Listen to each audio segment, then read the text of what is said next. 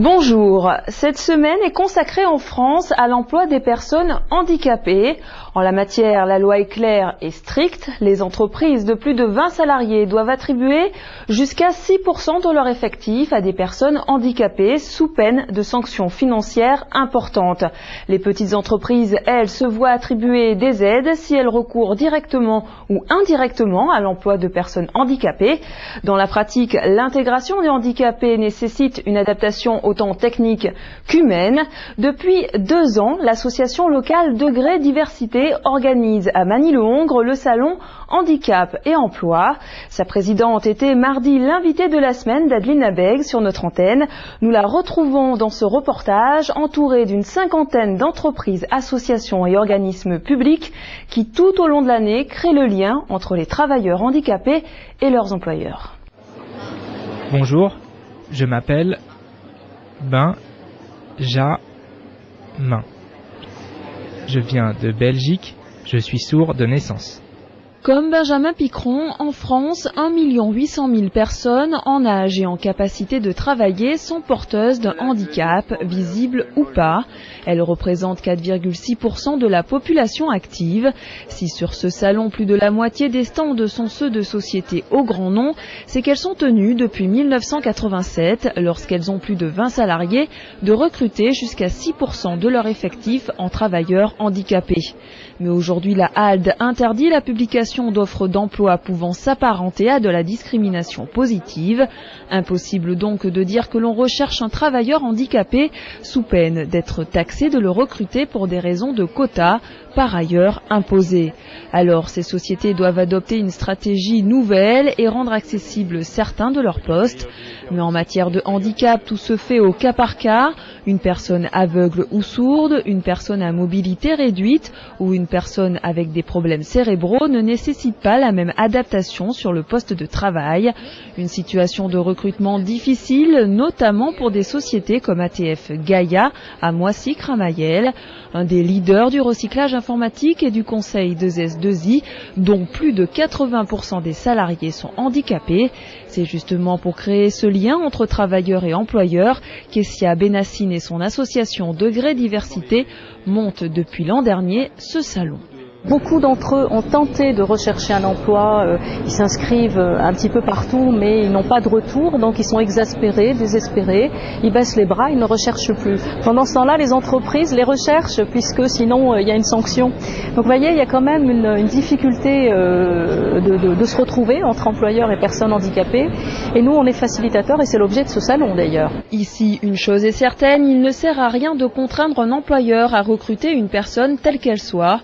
En matière de handicap, il faut l'informer sur les possibilités d'adaptation dont dispose son entreprise. J'ai présenté des personnes handicapées à des entreprises, ils les ont recrutées, simplement ils n'ont pas su adapter les postes de travail, donc ils ont dit au revoir aux salariés. Voilà. Donc il faut lutter contre ce type de frein. Ils s'appuient sur nous, on contacte la MDPH, on contacte la GFIP, on essaye de trouver des fonds pour qu'ils s'achètent des fauteuils ergonomiques, on fait appel à des ergonomes, à des psychologues, on fait appel à tous nos partenaires pour faciliter la vie de cet entrepreneur, parce que c'est nouveau pour lui, c'est quelque chose de nouveau. Une fois qu'il a l'expérience, 2-3 expériences de recrutement de travailleurs handicapés, la question ne se pose plus après.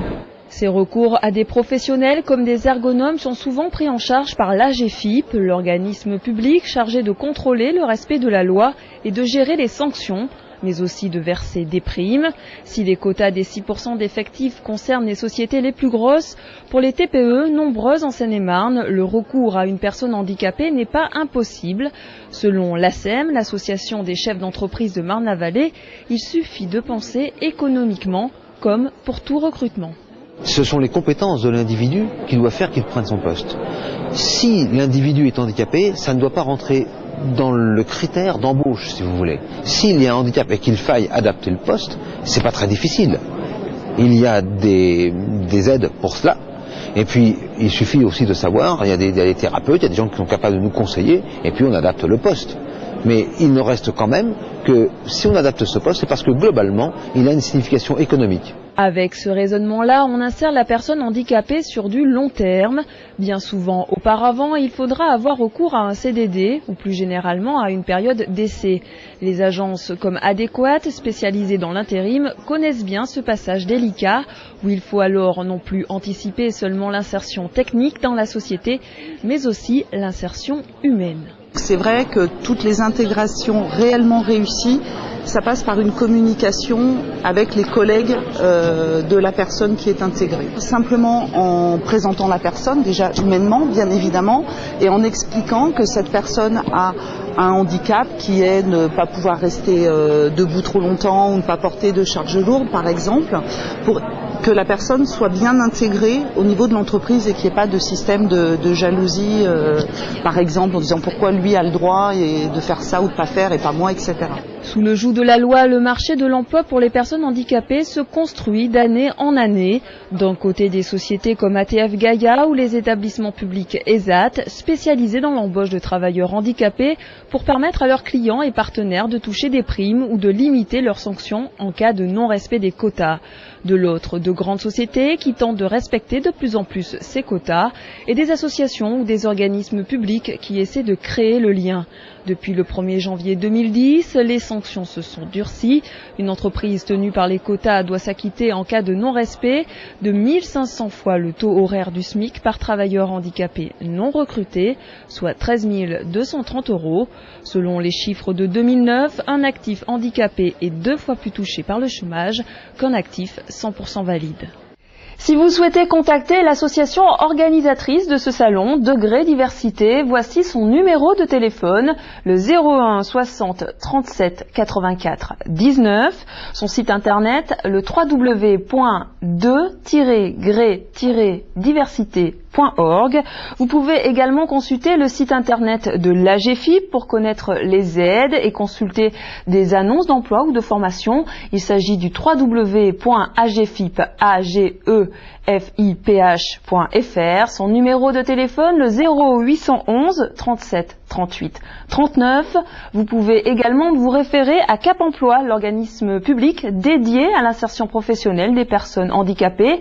Il est financé entre autres par AGEFIP et par Pôle Emploi. Son site internet www.capemploi.net. Son numéro de téléphone local, c'est le 01 60 06 82 00. C'est la fin de cette écosphère. Je vous remercie de l'avoir suivi et je vous retrouve mercredi prochain.